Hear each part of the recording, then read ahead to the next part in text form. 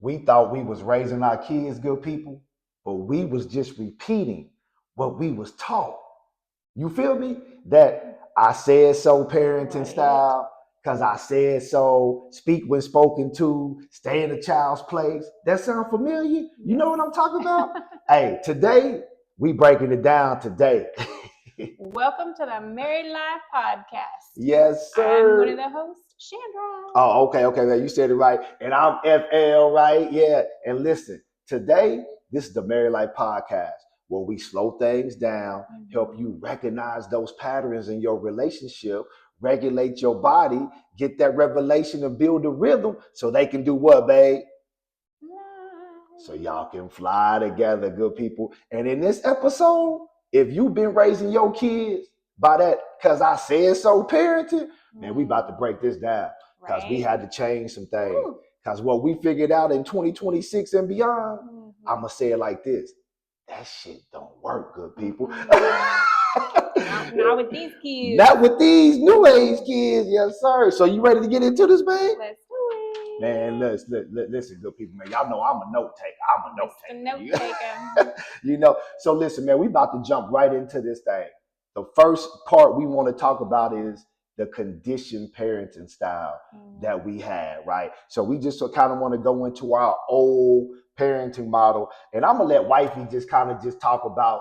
Just start it off. You want me to start off? Or you gonna start off? Hey, don't matter. I can do it. Yeah, Whatever. go ahead. So just talk about that old parenting model, man, and how we used to parent, Right. and like kind of where that came from, the Mhm. mindset, and all that good stuff. Yeah. Right. I mean, obviously how we started out parenting was really just a mirror of how we were parented as children. So, feeling like, you couldn't say things because your parents would take it as disrespectful, you're Yeah. disrespecting Yeah. them. I mean, just feeling like as a child, you couldn't really say a lot. Yeah. And no was definitely not in the vocabulary. I mean, Definitely. no. I mean, so that's basically, how I grew up. I felt like, I couldn't really express a lot of feelings because they could be seen as disrespectful or talking back, all the things that we grew up with. Yeah, right. Listen, if you a Gen Xer, right? That's our Gen X, right? So, Yeah. yes. You a Gen Xer, then you know what I'm talking about. Just to piggyback off Wifey said, our firstborn Zechariah, he was raised in that conditioned style. Do what I say, really, really heavy discipline structure. Don't talk back. Yeah. So oh, there go that other alarm again. Alarm. Yeah. See, so we was just trying to really figure out our parenting style when we first had Zechariah, Z-Man, Right. as we call it, Z-Man.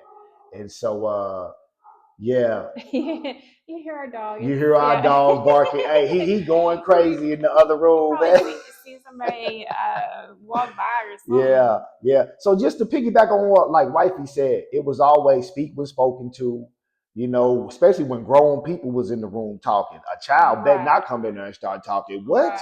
What? And so part of the thing for me, it was heavy discipline. When you say because we was in the church during that time. Right. So I always felt like, Wifey and the kids was a reflection of me. So I came down with an iron fist. You know what I'm saying? So any type of talk back, any type of expression felt like disrespect. Right. I remember even so far to try to even, I'm gonna even say this, but I'm gonna let you say almost like control. Remember when I did the birthday cake for Z?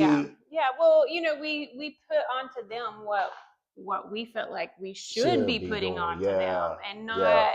I mean, yes, 1-year-old, that's a little young to be picking out your own cake, but we were doing it from a position of, this is how we see him, and this is what we want him to be, and this is what we want him to do. That's how I see. Oh, no, real talk. What happened at that? No, real talk. I wrote that down. I wrote that because his birthday cake, I'm gonna explain it. He was about 1 or 2. I think it was his first. Like one. So on one side it was a Bible, on the other side it was basketball. But watch this. That wasn't his life, good people. Yeah. That was my life. That's not his life. That was what I was into. I got cut right before training camp to go pro. I was heavy in the church. That's not his life. That was a conditioned parenting pattern that I tried to pass down to him.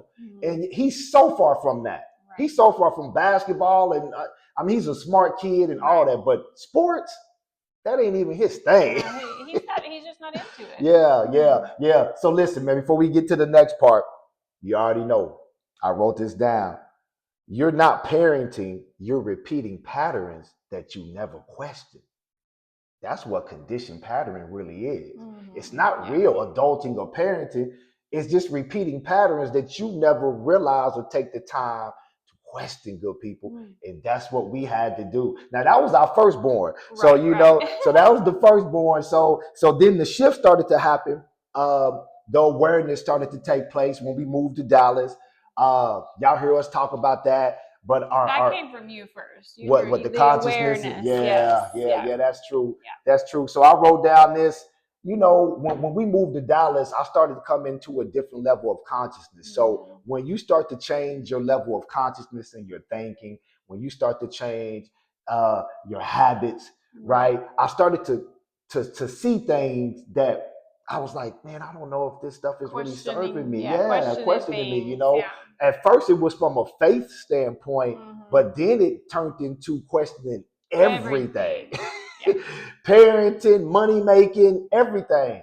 And I just started to realize that, you know, as I'm changing, I have to change the parenting style. So would you say Dallas is kind of when we started to kind of understand that?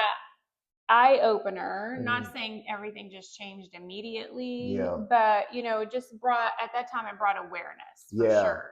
Yeah, awareness. So I wrote down, you know, started thinking about how we parent. Yeah. So we really started to think about how we are parenting right now, because we only had one kid at the time. Right.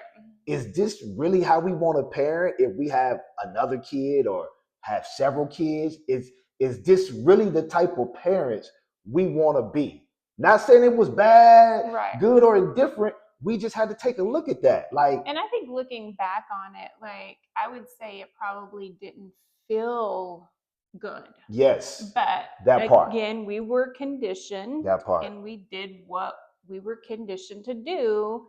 And feeling like, oh, I can't question that because that's how I was raised. So it has to be right. That part. You know, that's just what you've learned, what I've learned personally, just growing up, you know, in religion, number one. Yeah. I mean, I think there's so many people out there today talking about religious trauma and how it affects them and how their upbringing affected their life because they were in that same pattern as a child that we're talking about we were in. And so seeing how it can evolve and, you know, learn that it's okay to question and learn that it's okay to say, oh, that don't feel right. Yeah, you know, no. Let's try to do something different. That's real. Like what she's saying is so true. It didn't feel right for me to rule with an iron fist. Let me say it that way. From my perspective at that time, as the father, you know, that didn't necessarily feel right. And then as he got a little older, because he was about in Dallas, he was probably about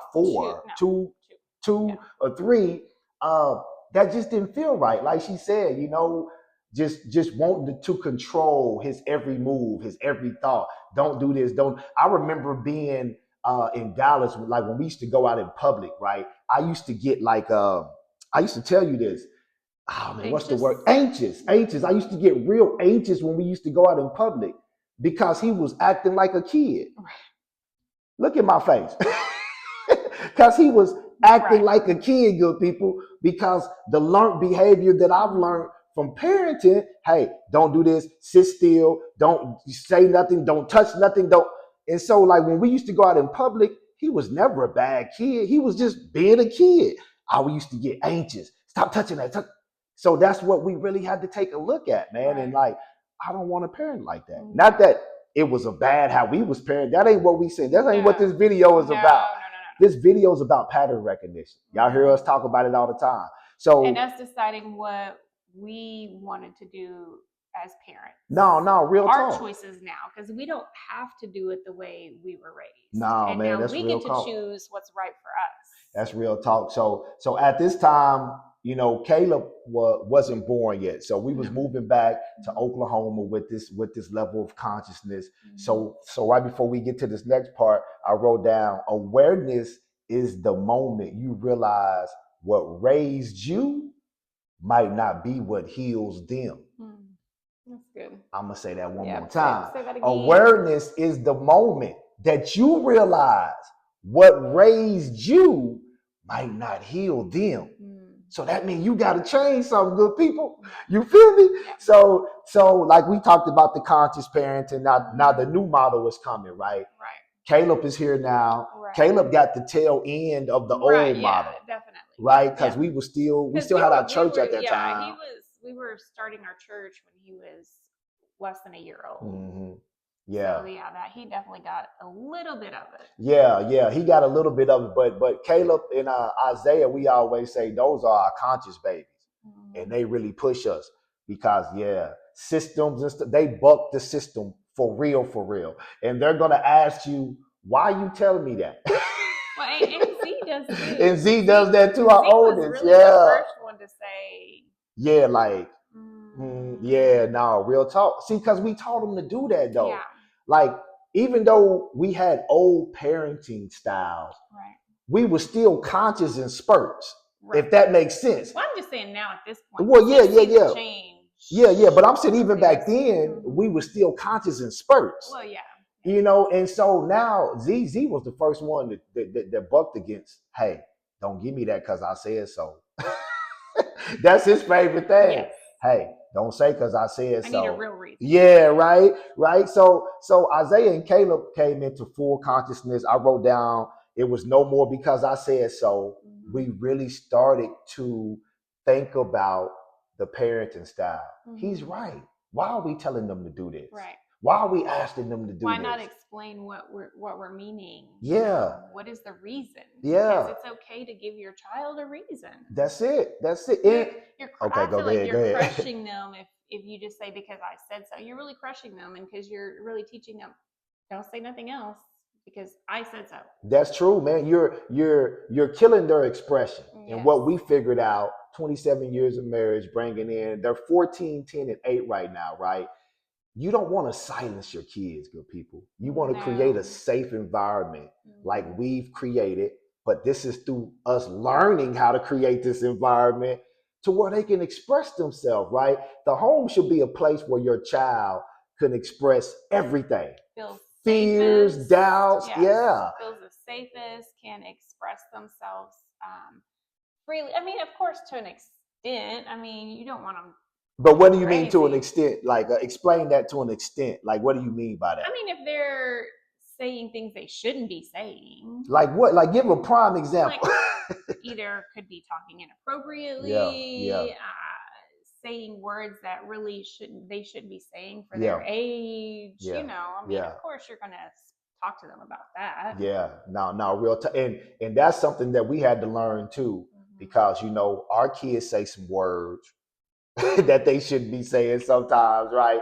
And that's something that we had to learn how to correct without damaging their identity, without calling them names or saying things to where they can interpret that as us damaging them and their identity. Y'all hear me talk about that all the time, how I got to circle back, right? Because sometimes my delivery ain't always the best, right? So another thing that we had to learn and change when we start getting more conscious is that they're not talking back. Like Wifey was saying, that was a big one for me because the way I grew up, I don't know how y'all grew up, but the way I grew up, you better not say, well, you better hold that underneath your breath before you better go to your room and talk to yourself. You better go to your room. And so that was a big one for me to realize, especially with our 14-year-old, he doesn't have a disrespectful bone in his body. None of them do. So I had to really realize that he was really expressing himself. And he's a teenager now, but long before now, when he was probably 10 or 11, I'm like, boy, wait, what you say? Who you say? And then Wifey has to balance me out. She has to calm me down. She has to bring me back, right? But we balance each other out on that a lot of times. So like Wifey said, man, it was about creating that safe place for our boys to be able to express themselves in all things. I kind of got a relationship like that with my dad, right? Always had, and my mom, where I was able to tell them any and everything. Still can at 47 years old. Shout out to my parents, baby. So we always wanted to foster that type of environment for our kids and to usher that in. So, like you said, babe, creating a safe space, listening versus controlling. Right. So, emotional safety in the home. So before we go, what? Well, I was just, like one thing again, I've told the boys, we were taught you can't say no, basically. Can't say no. And people, the way we were raised, it was disrespectful to say no. Yeah.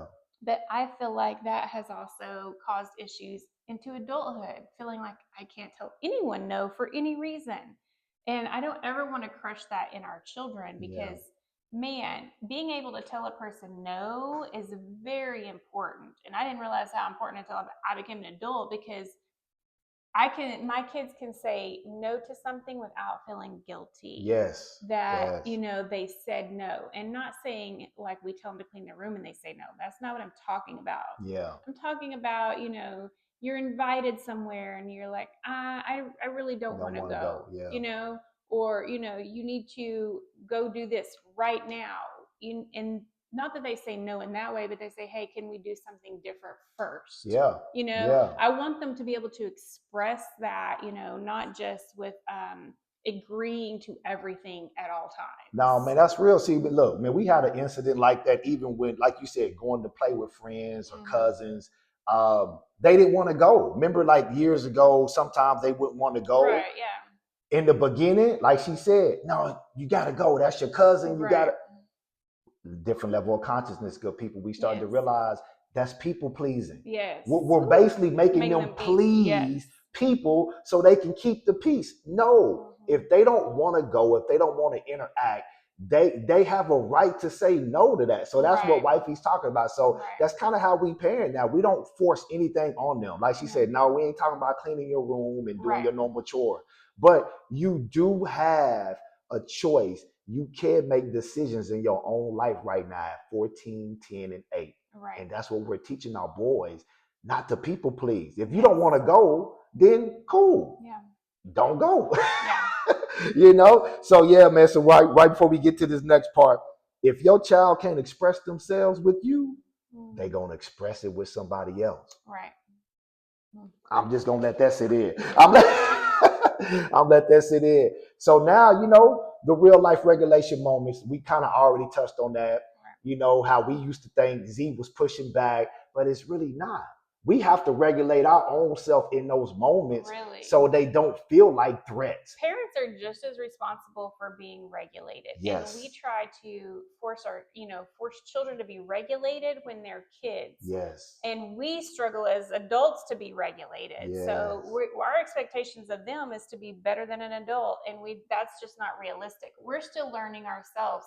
Okay, I need to regulate myself in this moment because I'm getting a little frustrated right now. So let me roll it on back. That's real talk. That's real talk, babe. Because me and wifey had this discussion all the time. When I'm getting there, she could tell when I'm about to, and she might just grab me. She don't really do it in front of the boys. She might just, babe, you. I ain't mad. I ain't. And then vice versa. I could tell when I'm like, babe, and then I go in there and tell the boys, hey, get out of mommy's way. Especially now with perimenopause.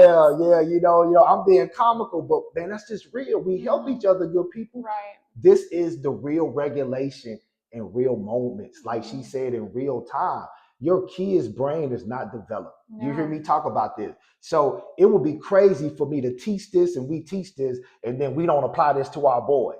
Right? But in the moment, you see these eyes. It does get challenging. That's no exaggeration. It is challenging. It gets real because you got to recognize and do the work in the moment. Yes.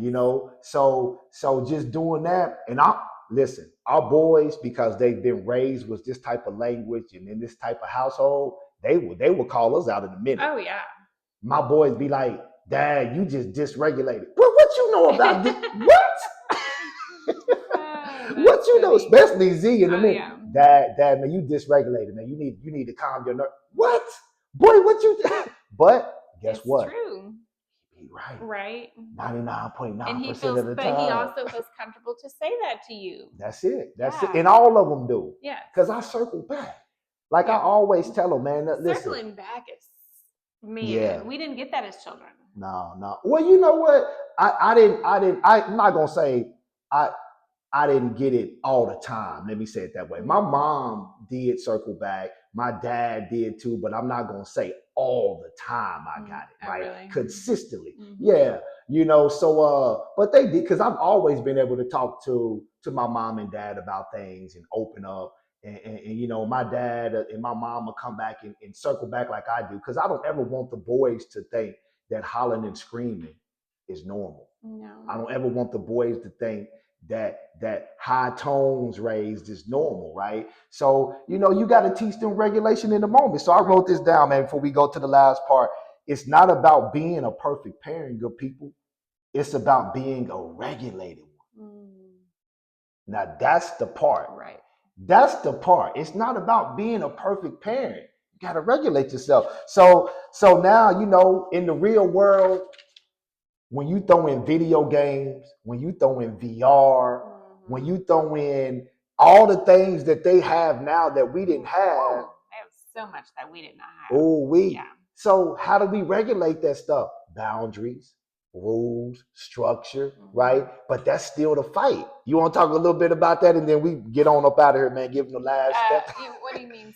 Well, you know, just because that's our biggest fight right now in our household with our boys, just to keep it real about trying to make sure, you know, they're on a schedule. Like, you know, I have alarms all on my phone. I need alarm to remind me of so much stuff. But, you know, they want to play longer, and we're like, no, we've let you play for a certain amount of time.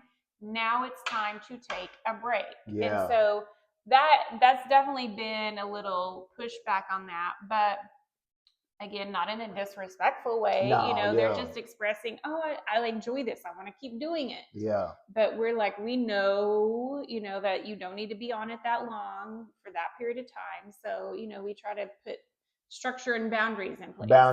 You know, and then we bring them into the negotiations. Oh yeah. You know, like wifey said, it's not just a iron fist. Cause we said so, get off. We kind of negotiate, especially with the 14-year-old. So now we bring them in, because, you know, we've had conversations with them. So what do y'all think we should do? You know, sometimes they do something and we'll say, so what do y'all think we should do? Right. You know, that don't mean we gonna do it. Right. But we try to include them in to the whole discipline process structure, to try to just get them to see, to start using their prefrontal cortex and their hippocampus more, even though we know it's not fully developed. Right. So listen, control hides behavior.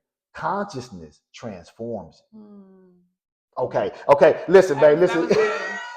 listen, babe. We about to give them the 3-step framework right now, and then we out of here. 3 steps that y'all can start going from the conditioned model to a more conscious model, good people. So number 1, recognize. Y'all always hear us say this. What they need to recognize, babe. What they need to recognize. The patterns from parenting. I mean, you know, how were you raised as a child? Yeah. Are you doing those same things now? You know, how did you feel as a child when those patterns were being put on you? Yeah. You know, and now can you relate that back to how you are right now? That's good. Step 2, regulate. We always talk about this. You got to learn to regulate yourself in real time. Yes.